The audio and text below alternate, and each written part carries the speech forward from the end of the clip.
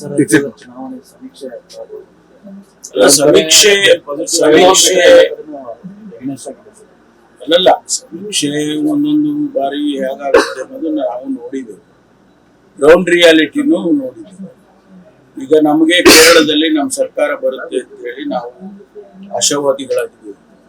ಅಲ್ಲಿನ ಚುನಾವಣೆ ಪ್ರಕ್ರಿಯೆಯಲ್ಲಿ ನಮ್ಮ ರಾಜ್ಯದ ಅನೇಕ ಜನ ಮುಖಂಡರುಗಳು ಭಾಗವಹಿಸಿದ್ರು. ಅವರ ರಿಪೋರ್ಟ್ಗಳ ಪ್ರಕಾರ ನಾವು ಬರಲೇಬೇಕು. UPA ಸರ್ಕಾರ ಏನದು UPA ಸರ್ಕಾರ ಬರಲೇಬೇಕು. ಆ ರೀತಿಯಲ್ಲಿ ಅವರ ಅಸೆಸ್ಮೆಂಟ್ ಇದೆ. ಅಲ್ಲಿ ವೆಸ್ಟ್ ಬೆಂಗಾಲದಲ್ಲಿ ನಡೆದಿರ್ತಕ್ಕಂಥ ಘಟನಾವಳಿಗಳನ್ನ ನೋಡಿದ್ರೆ ನಿಜ ಭಾರತೀಯ ಜನತಾ ಪಾರ್ಟಿ ಮತ್ತು ಎಲೆಕ್ಷನ್ ಕಮಿಷನ್ ಯಾವ ರೀತಿ ಕೆಲಸ ಮಾಡಿದೆ ಅನ್ನೋದನ್ನ ಮಾಧ್ಯಮದಲ್ಲಿ ನೋಡಿರೋದು ನಾವ್ಯಾರು ಗೊತ್ತಿಲ್ಲ. ಆದರೆ ಕೆಲವು ಅಧಿಕಾರಿಗಳು ಇಲ್ಲಿಂದ ಅಬ್ಸರ್ವರ್ಸ್ ಆಗಿರ್ತಿದ್ದಾರೆ. ಅವ್ರುಗಳನ್ನು ನಾವು ಮಾತಾಡ್ಸಿದ್ವಿ, ಏನ್ರಿ ಏನೋ ನಡೀತಾ ಇದೆ, ಏನ್ ನಡೀತಪ್ಪ, ನೀವು ಹೋಗಿದ್ರಲ್ಲ ಹೇಗೆ ಅಂತ. ಅವರು ಇಲ್ಲ ಸರ್, ಮೇಡಮ್ ಅವರು ಅವಕಾಶ ಇದೆ, ಬರೋ ಸಾಧ್ಯತೆ ಇದೆ ಅಂತ ಕೆಲವರು ಹೇಳಿದ್ದಾರೆ, ಕೆಲವರು ಮಿಕ್ಸ್ಡ್ ಫೀಲಿಂಗ್ ಅಲ್ಲಿ. ಅದರಿಂದ ನಮಗೆ ಗ್ರೌಂಡ್ ರಿಪೋರ್ಟ್ಸು ಹೆಚ್ಚು ಸಿಗದೆ ಇದ್ರು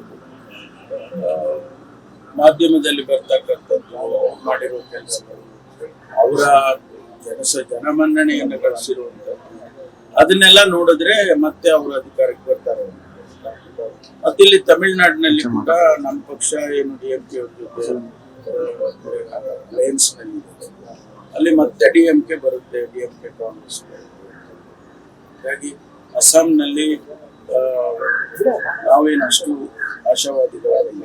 ಅಸ್ಸಾಂನಲ್ಲಿ ಭಾರತೀಯ ಜನತಾ ಪಾರ್ಟಿ ಅಂತ ಬರುತ್ತೆ ಅಂತ ಹೇಳಿ ಎಲ್ಲ ಸಮೀಕ್ಷೆಗಳಷ್ಟೇ ಅಲ್ಲ, ಯಾರು ನಮ್ಮ ಮಾತಾಡಿದ್ರು ಕೂಡ ಅದನ್ನ ಹೇಳ್ತಾರೆ. ಅದನ್ನ ನಾವು ಇದನ್ನ ಒಪ್ಕೊಂಡ ಮೇಲೆ ಅದನ್ನ ಒಪ್ಪಬೇಕಲ್ಲ. ಹಾಗಾಗಿ ಅಂತ ರಿಪೋರ್ಟ್ಸ್ ನಮ್ಗಿರೋ ಎಕ್ಸಿಟ್ ಪೋಲ್ ಅವರು ನಾವು ಈ ಸರಿ ರಿಸಲ್ಟ್ ಕೊಡಕ್ ಆಗೋದಿಲ್ಲ, ವೆಸ್ಟ್ ಬೆಂಗಾಲ್ ಚೆನ್ನಾಗಿ ಮಾತು ಆಡ್ತಿಲ್ಲ, ಈ ತರ ಪರಿಸ್ಥಿತಿಯಲ್ಲಿ ನಿರ್ಮಾಣ ಆಗಿದೆ. ಭಯದಿಂದ ಇರ್ಬೋದು, ಗೊಂದಲದಿಂದ ಇರ್ಬೋದು ಅನ್ನೋ ದಾಟಿಯಲ್ಲಿ ಇಲ್ಲ, ನಾವು ವೇಟ್ ಮಾಡಿ ನೋಡೋಣ ಕೆಲವೇ ದಿನಗಳ.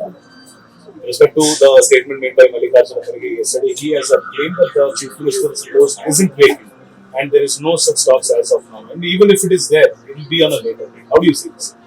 Shri Mallikarjuna Kharge ji is the head of our party in the country, with so much of political experience, more than 50 years. When he makes his statement, I respect that statement, whatever. If you like this video, ಬೇಗ like ಮಾಡಿ, comment ಮಾಡಿ, share ಮಾಡಿ ಹಾಗೂ Yoyo TV ಕನ್ನಡವನ್ನು subscribe ಮಾಡಿ.